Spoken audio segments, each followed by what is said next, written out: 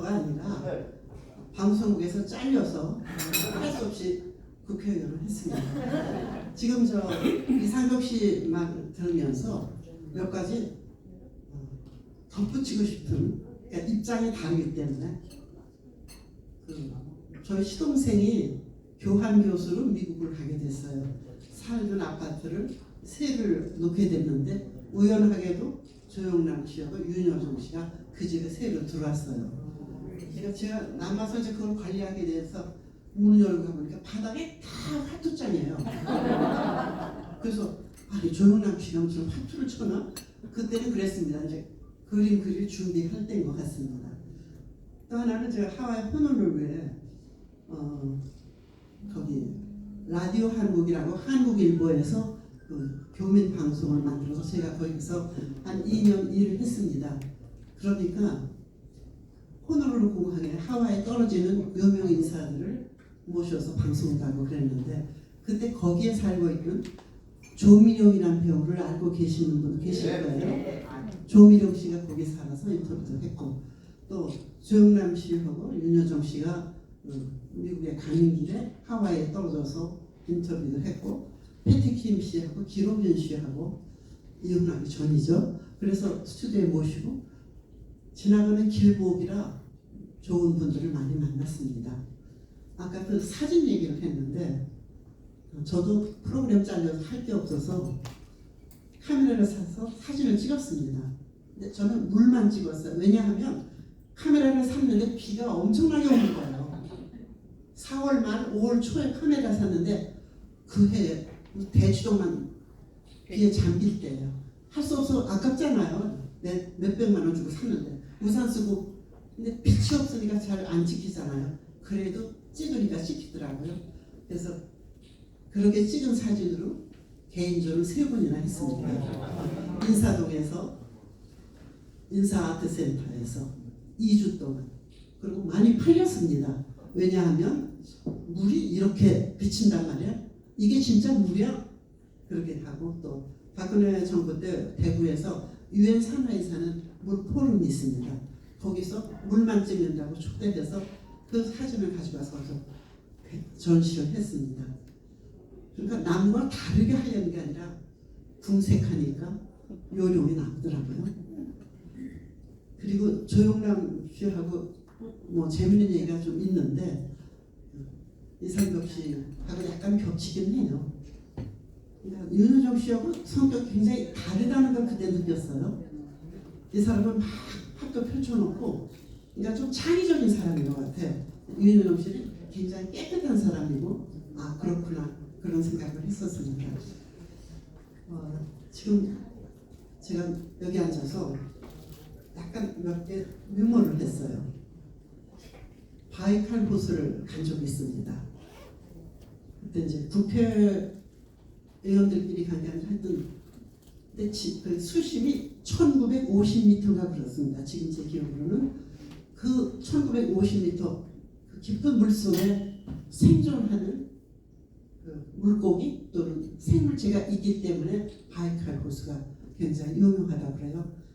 배를 타고 이렇게 가는데 멀리는 못 가고 얇은 잠바를 걸어놨는데 바람에 그 제 잠바가 거기 떨어졌어요. 그래 바이칼 호수에 이거 선물하고 갔다. 근데 바이칼 호수 그 연구소가 있는데 1층이지 2층 정도 건물에 너무 낡고 초라해요. 뭐 세계에서 제일 넓은 곳이라는데 그 연구소라고 붙었는데 그 텔레비전이 요만한 게 있어요. 바이칼 호수에 가서 소개하는 텔레비전이 이래요. 그래서 와가지고 제가 알지도 못하는데 삼성전자의 윤종용 부회장이 누구한테 전화를 했어요. 바이칼 호수 가보니까 텔레비전이 무슨 마크인지도 모르는데 너무 작더라. 삼성에서 그저 텔레비 하나 보내주면 얼마나 좋겠냐. 그랬더니 그분이 어떻게 대답하냐면 너무 고맙습니다. 딴 데다 말 안 하고 삼성에다 이걸 말해줘서 너무 고맙다. 그 말을 듣고 놀랬어요. 그냥 우리는 귀찮아 이런 걸. 근데 역시 성공한 사람 보는 시야가 넓은 사람들은 말도 다르게 하더라고요. 그래서 제가 전화하기 너무 잘했구나. 싫어할 줄 알았는데 그랬던 게 기억이 납니다. 남과 다르려고 하는 게 아니라 남보다 조금 다르게 각도를 좀 바꿔보자. 제가 IMF에 왔을 때 너무 많은 사람들이 직장을 잃고 그럴 때 프로그램 할 때 이제 되게 작가가 있지만 저는 좀 건방져서 작가 없이 제가 그냥 말하고 제가 했습니다. 이렇게 했습니다. 여러분, 사람들이 그래요. 눈의 높이를 좀 낮추라고. 그러니까 내가 옛날에 은행장이었는데 그냥 은행원 이렇게 낮추라고. 눈 높이를 낮추라고. 근데 그 말이 굉장히 많이 나왔어요. 제가 그랬어요. 여러분, 눈의 높이를 낮추는 게 아니고 눈의 방향을 트십시오. 이쪽을 보면 남산만 보이는데 저쪽을 보면 한강도 보이지 않습니까? 방향을 틀면 다른 게 보일 수도 있을 것 같습니다. 그렇게 말했던 생각이 납니다. 이제 또 하나는 약간 저 건방진인데 되게 작가를 돈 많이 주고 썼는데 이제 그냥 뭐 저는 하여튼 제가 했어요. 박세리가 골프에 우승하고 왔어요. 여러분, 야구하면 박찬호, 골프하면 박세리, 방송은 박찬숙입니다. 그러면서 몇 월 며칠 라디오 정보센터 박찬숙 시작하겠습니다. 근데 밖에 막 PD들이 전화를 받고 막 난리 났어. 그러는 거예요. 사장은 박건상 왜 안 했대? 그때 마침 KBS 사장이 동아일보 논설위원을 하셨던 박건상 씨가 KBS 사장이셨습니다. 근데 이분이 그 방송 듣고 너무 좋아서 그러셨겠죠. 응? 사장은 박건상 왜 안 했대? 그러셨대요. 그러나 이제 다 지났기 때문에 몇 년 후에 그분이 돌아가셔서 제가 강남 성모에 문상을 갔습니다. 그분이 전주고등학교를 나오고 있는데 전고 출신 언론이 굉장히 많아요. 전원회라고 쫙 있는데 감사원장을 지내신 한승원 감사원장도 와 계시고 두 분이 동기인 것 같습니다. 제가 그날 그 얘기를 했어요. 박건상 사장이 이렇게 하셨다고 그랬더니 이거 사실이야. 거짓말일 거야. 그 사람이 절대 농담을 못하는 사람이야. 진짜 그게 사실이면 그분이 생전에 남긴 유일한 조크였다. 이런 얘기를 들었습니다.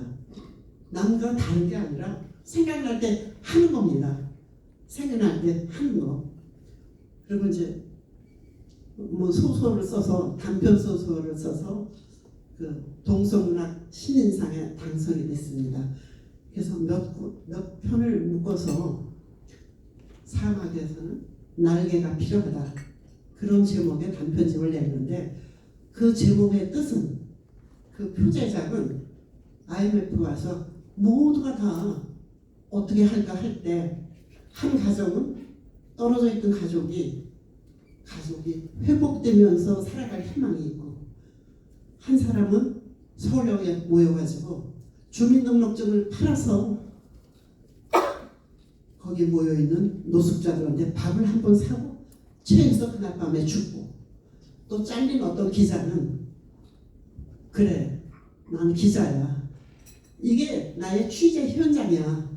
취재하려고 딴 데 갈 게 아니라 여기서 많은 사람들을 보고 그걸 써야지. 그러면서 사막에서는 날개가 필요하다는 희망을 잃지 않으면 뭔가 길이 있다. 그런 뜻의 소설책도 냈었습니다. 재작년에는 가지꽃이라는 장편 소설을 하나 냈습니다. 아무것도 할 게 없을 것 같아요. 저도 몇 달 있으면 80이에요. 그런데 그냥 컴퓨터 들고 동네 카페에 갑니다. 앉아서 아무거나 써. 근데 아무거라고 나는 생각하고 쓰지만 지나가 보면 이리관지 뭔가 한 맥이 있을 거라고 저는 믿습니다.